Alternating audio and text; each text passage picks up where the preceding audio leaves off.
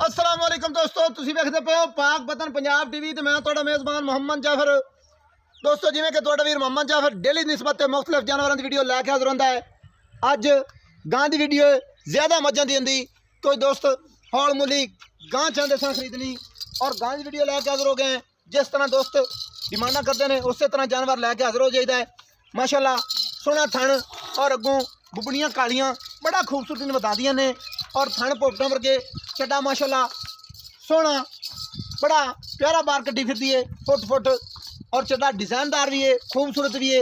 यह भी माशाल्लाह ढेर सारा फ्रीजियन का क्रास है। दोस्तों आप इनकी नस्ल दियाँ सलियाँ खुद करनिया ने माशाल्लाह नस्लों दी बड़ी क्लीयर है और बड़ा ज़्यादा दुध देने वाली नस्ल है। हाज़र वक्त है मालकों का कहना है वाह दिनों की सोई हुई है। जो भी है कैमरे की नज़र सलियाँ खुद कर लेनी चेहरा थोड़ी और भावना है निक्या है। दोस्तों मत्थे में सोहनी जी फुली भी छोटी जी है, 1.5 इंची के सिंह ने, छोटी छोटी सिंगी माशाल्लाह बड़ी प्यारी खूबसूरत। और कैमरामैन पिछे होके कादियाँ पूरियां तसलियाँ और पूरा अंग अंग इंदा ही कैमरे की नज़र होना चाहिए है।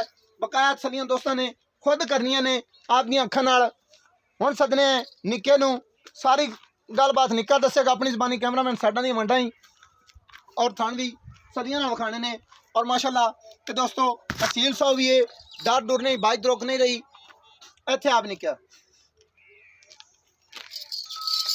अस्सलाम वालेकुम। वालेकुम सलाम। की हाल है? ठीक ठाक जी। की नाम है? मोहम्मद सलीम जी। भाई मोहम्मद सलीम जी ये गां कर दी है? बिल्कुल जी कर दी है। अच्छा ये किनवा सुबह है?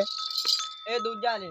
दूजा सुबह है? हाँ जी। अच्छा सुई हुई किन्ने दिनों की गल पक्की ते खरी करनी है? चौथा महीना है इस जी। चौथा महीना। हाँ जी। सियाना या बंदा झटका जे झटकियां ये गल्लां पक्कियां खरियां करनियां ने, कोई 2 नंबरी वाली गल ना होवे। 4 महीने की पक्की गल सुई हुई हाँ है? जी पक्की जी। अच्छा दूसरा सुबह 4 महीने की सुई हुई है? हाँ जी। बच्चा नहीं है? हाँ जी कोनी छड़ी गां है? छड़ी है जी। ये तकरीबन 4 महीने की सुई हुई होने वावा दिनों की सुई हुई फिरती है। दुध हाजिर वक्त कितना कर रही 7 है? लीटर जी। 7 लीटर। हाँ जी नाड़ नूड़ तेन पता रही है जी। दूध थोड़ा कर रही है? पट्ठा बड़ा है कोनी जी। अच्छा टोर करके आम जी खुराक दे 7 लीटर कर रही है। खुराक चंगी हो दूध चंगा देवेगी? 10-12 लीटर गां करेगा।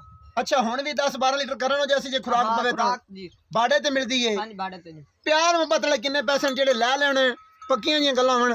प्यार मुहब्बत वाली जी गां ते 1.5 दी आपा 31 दी। ऐ दोस्तों सलियां कर लेनियां ने। ऐ मेरे ख्याल 2 4 6 आ कनियां वाले हुण कढ रही है। उमरां लवियां च फुल जवान है और दूजा वारा 4 महीने की सुई हुई 7 लीटर दुध। ये बच्चा नहीं है, भाड़े ते मिल रही है 1,30,000। हाँ जी 1,30,000 प्यार मुहब्बत दोस्ती थोड़ा बहुत हो रहा है। 1,30,000 ਦੇ ਵਿੱਚ ਮਜ਼ੀਦ ਥੋੜਾ ਬਹੁਤਾ ਪਿਆਰ ਮੁਹੱਬਤ ਹੀ ਹੋਏਗਾ। और दोस्तों ਦੀਆਂ ਜਿਵੇਂ ਡਿਮਾਂਡਾਂ ਹੁੰਦੀਆਂ ਨੇ ਉਵੇਂ ਦੀ ਵੀਡੀਓ ਲੈ ਕੇ ਹਾਜ਼ਰ ਹੋ ਜਾਂਦੇ ਆ।